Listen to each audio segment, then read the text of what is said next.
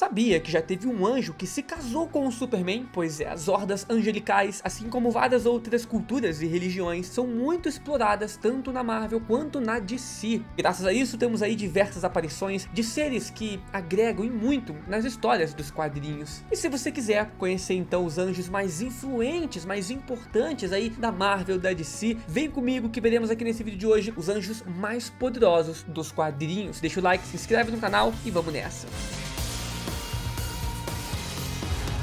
Para começar, temos os Seraphins. Os Seraphins são um grupo de mutantes com características semelhantes a anjos e que são inimigos naturais dos Nephins, os mutantes semelhantes a demônios. Assim como um ser humano pode se tornar um mutante e ter um gene X, é dito no universo da Marvel que mutantes e descendentes também dos próprios anjos e arcanjos podem também despertar o gene X. Tudo isso ainda é muito confuso na Marvel, nunca foi muito explicado, mas sim, é basicamente isso mesmo. Essas duas raças, os Seraphins e os Nephins, são inimigas desde os tempos bíblicos e travaram uma verdadeira guerra santa, fazendo com que os Nephins fugissem para outra dimensão. Ficou implícito que alguns mutantes modernos são descendentes dos Seraphins, como é o caso do Arcanjo ou do Ícaro. Eles possuem, por exemplo, e todos dessa raça, asas de anjo, fator de cura, e tem aquele lance dos anjos, sempre poder curar as pessoas, e também possui um poder de sangue regenerativo, quase que traz a pessoa de volta à vida, cara. E lembrando que esses poderes dos Nephins não funcionam nos Seraphins. No caso, o anjo já tentou utilizar os seus poderes de cura para curar um noturno e não funcionou porque ele é da raça contrária. Então sim, o noturno, o pai do noturno e outros ali são descendentes de mutantes demônios, e já o arcanjo dos X-Men é descendente dos anjos mutantes.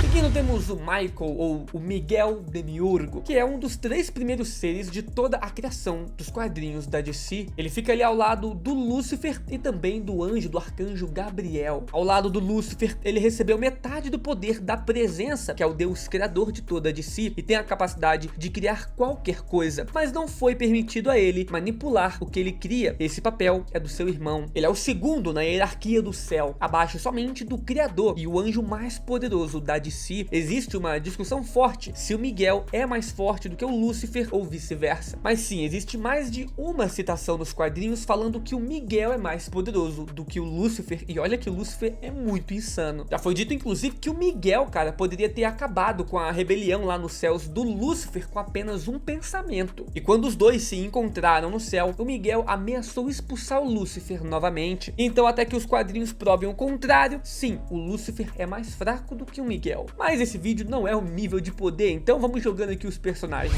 Seguindo, temos Elaine Belloc. Elaine Belloc é metade humana, metade arcanjo, mas no fim ela acabou tomando o posto igual ao posto da presença, que é o deus supremo da DC. Com o desenrolar da sua história, ela acabou conhecendo Lúcifer, que é o seu tio, e fez parte do seu universo criado ali a partir do poder do Miguel, sendo ela uma das suas guardiãs. Elaine Belloc é filha do próprio Miguel, cara, então você vê que a bicha é insana. Após uma insana batalha entre o Miguel e o Lúcifer, que estava sendo controlado, o Miguel teve a sua energia exposta e Elaine teve que absorver toda essa energia para ela, para isso não destruir o universo. Mas o preço foi a vida do arcanjo, do seu pai. Elaine agora tinha o mesmo poder do seu pai e também os poderes do Lúcifer, graças a ela ter sido ensinada pelo próprio Lúcifer, podendo até mesmo criar o seu próprio multiverso. No fim, ela consegue convencer a própria presença de não acabar com o universo, e ela fica ali com o posto de Deus dessa realidade, do Deus que comandava ali todas as coisas. Inclusive remodela ali o paraíso e o próprio inferno.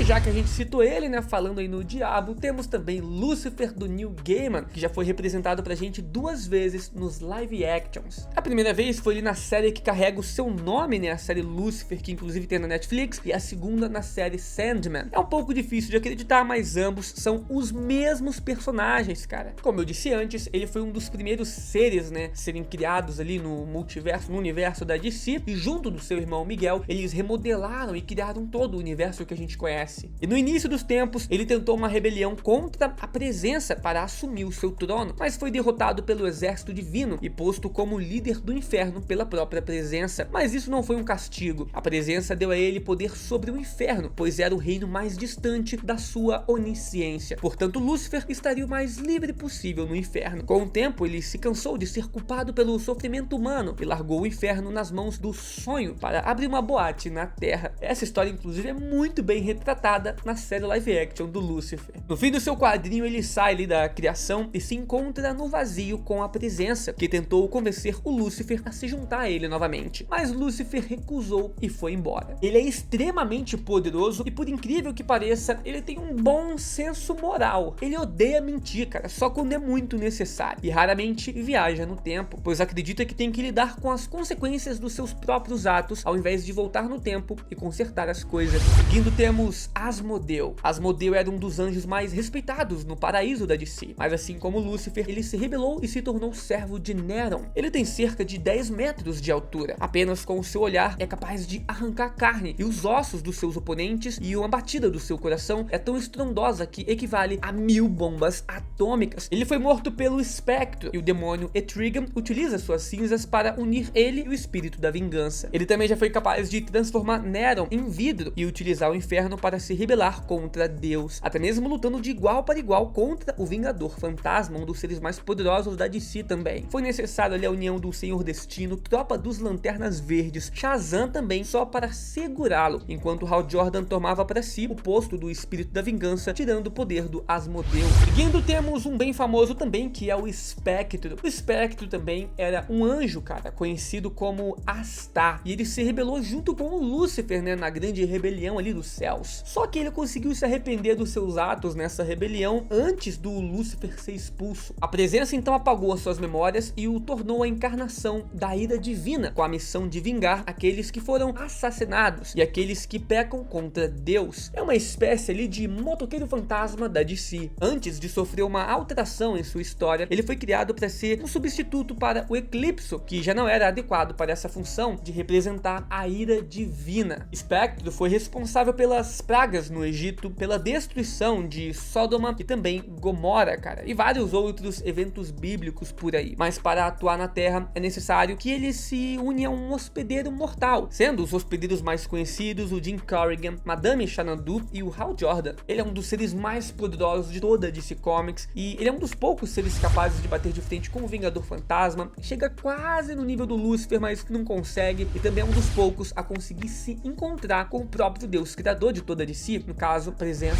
Um vídeo como esse não tem como deixar de lado também o próprio Zarathus, cara. O Zarathus, ele tem uma origem tanto quanto nebulosa nos quadrinhos, sendo muitas vezes ligado ao inferno e outras vezes ligado ao reino dos céus. Inicialmente, o Zarathus era um espírito da vingança ali, que o demônio Mephisto não conseguia controlar, então o Mephisto decidiu ligar ali o espírito da vingança do Zarathus no Johnny Blaze, que se tornou um motoqueiro fantasma. Mas depois foi dado evidências de que o Zarathus pertencia a um grupo chamado de Hóstia Negra, um exército de anjos desleais que servem ao anjo Zadkiel. Eles farão o que for preciso para que seu mestre tome o controle do reino dos céus, e recentemente eles foram bem sucedidos, né, em tomar o controle do paraíso depois de usarem os poderes dos espíritos da vingança. Mas ele foi derrotado por Deus e pelo motoqueiro fantasma, e depois foi banido para o inferno por toda a eternidade. Mas toda essa ligação dos Zarathus com a Hóstia Negra nunca foi muito bem trabalhado também nos quadrinhos, então a gente não tem como explorar muito isso por aqui. Inclusive no próprio filme diz, né, no segundo filme do motoqueiro fantasma, que quando ele começa a ficar com as chamas azuladas é porque ele estava se encontrando como um anjo novamente, né? Ele era um anjo caído. Meio que os espíritos da vingança também serviam como parte do exército divino para diversos fins. E como a gente sabe também, os motoqueiros fantasmas, né, os Zarathus, o Johnny Blaze, são um dos personagens mais poderosos de toda a editora da Marvel. Seguindo, temos Linda Danvers. Linda namorava um rapaz abusivo e com a índole questionável, que se revelou com o tempo como um demônio e que estava ali para usá-la em um ritual. A personagem chamada de Matrix, que assume ali a aparência da Supergirl, ajudou a deter o ritual, mas os pulsos da Linda já haviam sido cortados. Usando então seus poderes para curar Linda, acidentalmente as duas acabaram se unindo em um único corpo e ambas juntas lutaram contra os demônios. Ficou subentendido que ela havia sido apagada da realidade quando o Superboy socou a parede da realidade, mas foi mostrado depois que ela estava viva e que agora era parte anjo também. Graças a isso, agora Agora ela tinha um par de asas angelicais e a capacidade de se teletransportar em chamas no formato da letra S, em referência a Supergirl. A história dessa personagem é ridiculamente confusa, cara. Parece que ela se fundiu com um anjo, ou que ela sempre foi um anjo mesmo, mas isso é muito estranho. Em certa ocasião, ela até mesmo se encontra com a Supergirl original, mas rola um problema com a linha do tempo e a Linda vai parar no pré-crise da DC. Lá ela encontra com o Superman e os dois se casam, cara. Ela se separa depois do Superman, volta a se unir com a Matrix e deixa de ser um anjo para ser um anjo caído. Cara, é uma bagunça, assim como vários outros personagens e outras histórias. No caso aqui, eu acho que a DC não sabia o que fazer, foi tentando preencher algumas coisas ali, ficou cada vez mais confuso. Seguindo, temos o Zauriel. Zauriel já foi um membro da Hóstia da Águia, uma das 4 hóstias dos anjos no céu. Desde os primórdios da criação, ele serviu à presença, e a sua principal função era proteger a alma de inúmeras mulheres, como por exemplo, a Cleópatra, a Mona Lisa e a Joana Dark.